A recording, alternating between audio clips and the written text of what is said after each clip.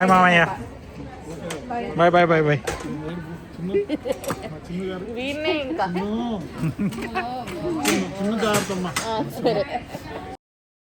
Hello everyone, welcome to my channel ప్రసన్నతో కబుర్లు. ఈ వీడియో థంబ్నెయిల్ చూసి మీకు ఆల్రెడీ అర్థమైపోయింది కదా వీడియో ఏంటో. అవునండి, మా డాడీ 3 months యూఎస్లో ఉన్నాక ఇప్పుడు ఇండియా రిటర్న్ వెళ్తున్నారు. సో ఈ వీడియోలో వచ్చేసి నేను మా డాడీ LAX ఎయిర్పోర్ట్ నుంచి స్టార్ట్ అయ్యారు. ఈ ఎయిర్పోర్ట్లో చెక్ ఇన్ ఎలా, తర్వాత వీల్ చైర్ మేము బుక్ చేసాం, సో ఆ వీల్ చైర్ యాక్సెసిబిలిటీ అదంతా ఎలా, అండ్ మా డాడీ ఇండియా వరకు సేఫ్గా ఎలా రీచ్ అయ్యారు, ఇవన్నీ ఈ ప్రాసెస్ అంతా నేను ఈ వీడియోలో ఎక్స్ప్లెయిన్ చేస్తాను. ఎవరైనా పేరెంట్స్ ఇలా వెళ్తూ వాళ్ళకి గైడెన్స్ కోసం ఏమైనా కావాలంటే ఈ వీడియో మీకు యూజ్ అవుతుంది. స్కిప్ చేయకుండా ఎండ్ వరకు చూసేయండి. మా పేరెంట్స్ ఇండియా నుండి యూఎస్ వచ్చేటప్పుడు కొంచెం ఎక్సైటింగ్గానే వచ్చారు. బట్ యూఎస్ నుండి ఇండియా వెళ్తూ చాలా హ్యాపీగా ఎప్పుడెప్పుడు వెళ్దామా అని వెయిట్ చేస్తూ వెళ్తున్నారు. అంటే వాళ్ళకి ఇక్కడ ఉండడం ఇష్టమే, బట్ ఎప్పుడు బయట తిరిగే వాళ్ళు ఇక్కడికి వచ్చి ఇంట్లో ఉండాలంటే అది ఆబ్వియస్లీ కష్టంగానే ఉంటుంది కదా. ఎంత వీకెండ్స్ బయటికి వెళ్ళినా ఏం చేసినా కానీ ఇలాంటి చల్లగా ఉండే ప్రదేశాల్లో ఇదంతా వాళ్ళకి కొంచెం కష్టంగానే ఉంటుంది.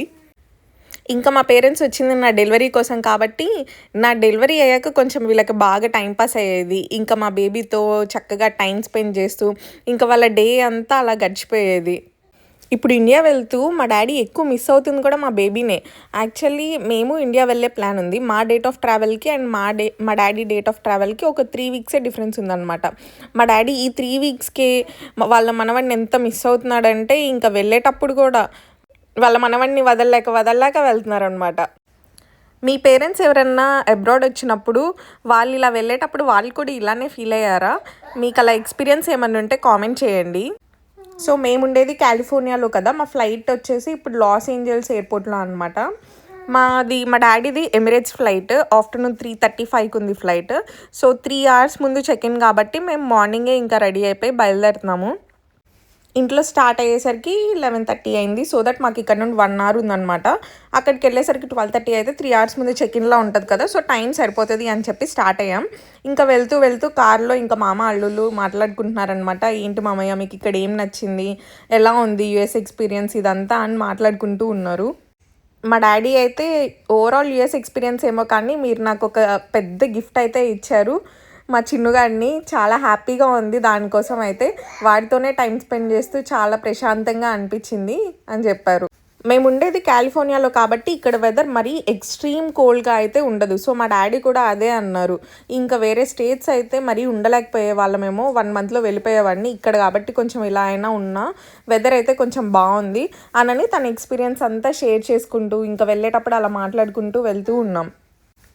ఇంకా వెదర్ కొంచెం బాగుండిద్ది కదా ఇక్కడ, సో డైలీ వాకింగ్కి అలా వెళ్ళొస్తూ ఉండేవాళ్ళు. కొంచెం టైం గడిచిపోతూ ఉండేది వాళ్ళకి ఇంకా. సో ఇంకా ఎయిర్పోర్ట్ దగ్గరికి అయితే వచ్చేసాం మేము. నార్మల్గా అయితే యూఎస్ నుండి ఇండియా వెళ్తున్నామంటే అసలు ఆ ఫీలింగ్ అసలు ఆ టైంలో ఎయిర్పోర్ట్కి వెళ్ళినప్పుడు ఎంత ఎక్సైటింగ్గా ఇండియా వెళ్తున్నాం అని చాలా హ్యాపీగా ఉంటుంది కదా. బట్ ఇలా పేరెంట్స్ వచ్చి వాళ్ళని పంపించడానికి అలా ఎయిర్పోర్ట్కి వెళ్తున్నప్పుడు ఇంకా బాధ చెప్పలేము మనం. అది ఆ మూమెంట్లో అక్కడ ఉండి ఫీల్ అయ్యే వాళ్ళకే అర్థమైద్ది. ఆల్మోస్ట్ దీనికి చాలామంది కనెక్ట్ అయి ఉంటారు ఇక్కడ అబ్రాడ్లో ఉండేవాళ్ళు. మా డాడీ వెళ్ళాక 3 weeksకి మేము ఎలాగో ఇండియా వెళ్తున్నాం. సో నాకు చెప్పాలంటే ఫ్రాంక్గా అంత బాధ అయితే లేదు, కొంచెం ఉంది. అది ఎలా అనిపిస్తుందంటే ఓకే మా డాడీ మళ్ళీ యూఎస్ ఎప్పుడు వస్తారో, ఇన్ని డేస్ ఎప్పుడు స్పెండ్ చేస్తారో ఇక్కడ అని అదొక బాధలాగా అయితే కొంచెం అనిపించింది నాకు. సో ఎయిర్పోర్ట్కి రీచ్ అయిపోయాం. పార్కింగ్లో కార్ పార్క్ చేసి ఇంకా అక్కడ నుండి ఎయిర్పోర్ట్ లోపలికి అయితే వెళ్తున్నాం ఇక్కడ.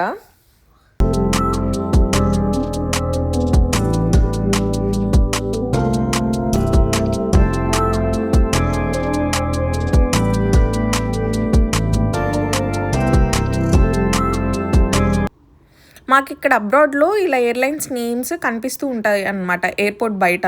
సో దట్ లోపల చెక్ ఇన్ అదంతా ఏ ఎయిర్లైన్స్ అవన్నీ జరుగుతున్నాయో అది బయట ఇక్కడ డిస్ప్లే అవుతూ ఉంటుంది కదా. మనం ఏ ఎయిర్లైన్స్ బుక్ చేసుకున్నామో అక్కడ నుండే డైరెక్ట్గా వెళ్ళిపోవచ్చు. లోపలికి వెళ్ళి వెతుక్కునే బదులు ఇది ఒక గుడ్ ఆప్షన్ అని చెప్పొచ్చు. మనకి హైదరాబాద్లో అలా అనుకోండి, ఎయిర్లైన్స్ బయట కనిపించవు కదా ఎయిర్లైన్స్ నేమ్స్, అవి లోపలికి వెళ్ళాక చెక్ ఇన్ కౌంటర్ ఎక్కడుందో అక్కడికి వెళ్ళి చూసుకోవాలి కదా. ఇక్కడ అలా కాకుండా ఇది ఒక మంచి ఆప్షన్ అనమాట. మనకి ఇండియాలో అయితే ఎయిర్పోర్ట్ బయట వరకే కదా, లోపలికి ఎలో చేయరు కదా. బట్ ఇక్కడ యూఎస్ ఆర్ కెనడాలో అయితే నేను చూసినంత వరకు ఎయిర్పోర్ట్ లోపల చెక్ ఇన్ చేసే వరకు ఎలో చేస్తారనమాట, ట్రావెల్ చేసే వాళ్ళని కాకుండా మిగతా వాళ్ళని కూడా. సో దట్ పేరెంట్స్ ట్రావెల్ చేస్తున్నారనుకోండి, మనం కొంచెం హెల్ప్ఫుల్గా మాట్లాడి వాళ్ళకి ఆ చెక్ ఇన్ దగ్గర అదంతా హెల్ప్ చేయడానికి బాగుంటుంది. ఎందుకంటే ఇండియాలో అయితే అక్కడ తెలుగు మాట్లాడతారు కాబట్టి వీళ్ళకంత ప్రాబ్లం ఉండదు. ఇక్కడ వీళ్ళని ఒక్కళ్ళనే వదిలేయాలంటే ఎంతైనా కొంచెం ఇబ్బందిగారే ఎలా ఉందో ఏంటో అన్నది ఒక టెన్షన్‌లో ఉంటది కదా! బట్ అదంతా లేకుండా ఈ ఆప్షన్ అయితే మాత్రం చాలా బాగుంది. మేము ఎయిర్‌పోర్ట్‌కి ఫ్లైట్ టైమ్‌కి 3 అవర్స్ ముందొచ్చినా కానీ చెక్ ఇన్ దగ్గర లైన్ చూడండి ఎంతుందో.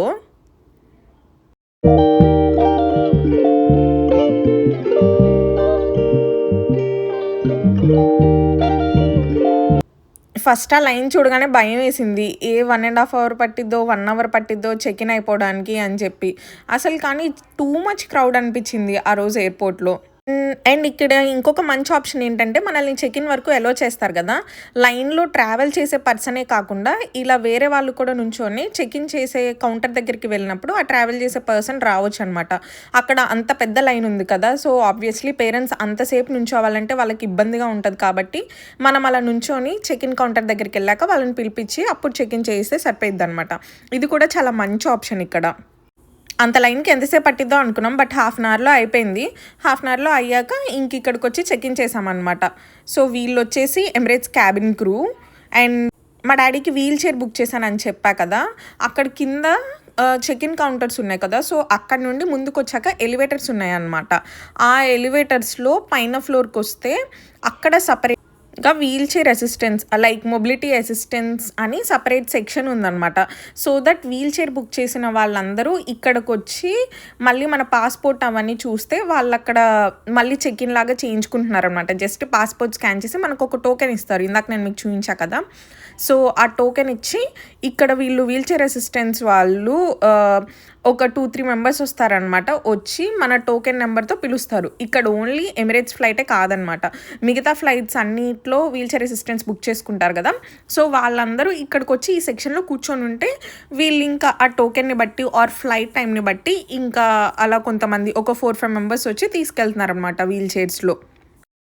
సో, ఈ వీల్ చైర్‌లో ఇక్కడ నుండి తీసుకెళ్ళాక వాళ్ళకి సెక్యూరిటీ చెక్ ఉంటదంట. మమ్మల్ని అయితే ఈ వీల్ చైర్ అసిస్టెన్స్ దగ్గర వరకైతే అలో చేశారు. మా డ్యాడీ ఇక్కడ కొంచెం వెయిట్ చేసి అండ్ వాళ్ళు మా డ్యాడీని తీసుకెళ్ళే వరకు మమ్మల్ని ఉండనిచ్చారనమాట.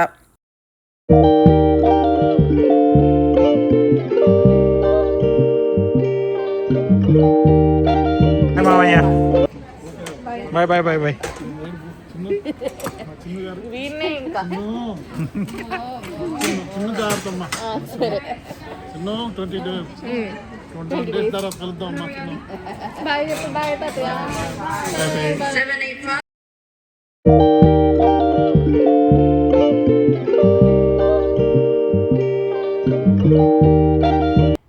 ఇక్కడ మా డ్యాడీ లాస్ట్‌లో వెళ్తూ కూడా నాకు జాగ్రత్తలు చెప్పట్లేదు. మా మనవడి జాగ్రత్త, వాడిని జాగ్రత్తగా చూసుకోండి, వాడిని ఏడ్పించకండి, ఇంకంతా ఇదే మా డ్యాడీ చెప్తుంది. మనకి ఇండియాలో అయితే wheelchair assistance check in చేయంగానే వాళ్ళొచ్చి తీసుకెళ్తారు కదా! పేరెంట్స్‌ని అసిస్ట్ చేయడానికి అలా వస్తారు కదా!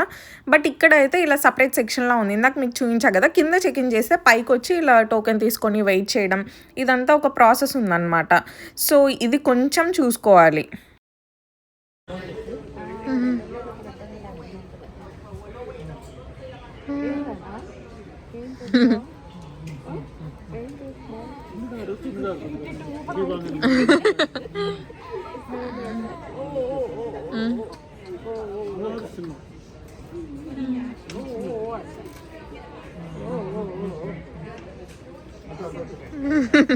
ఇక్కడ మొబిలిటీ అసిస్టెన్స్ ఏరియాలో కూర్చోడానికి కూడా ఇలా సీటింగ్ స్పేస్ ఉంది చక్కగా. సో దట్ మనల్ని కూడా అలో చేస్తారు కాబట్టి కొంచెం ప్రశాంతంగా మాట్లాడుతూ అలా వెయిట్ చేస్తూ ఉండొచ్చు పేరెంట్స్‌తో.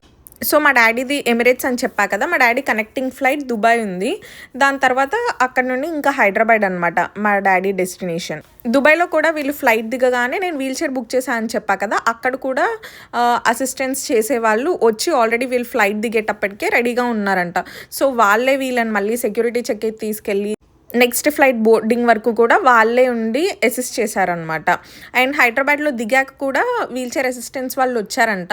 బట్ హైదరాబాద్లో ఆల్రెడీ పేరెంట్స్కి తెలుసు కాబట్టి మా డాడీ అక్కడ హెల్ప్ తీసుకోకుండా డైరెక్ట్గా వెళ్ళిపోయారు.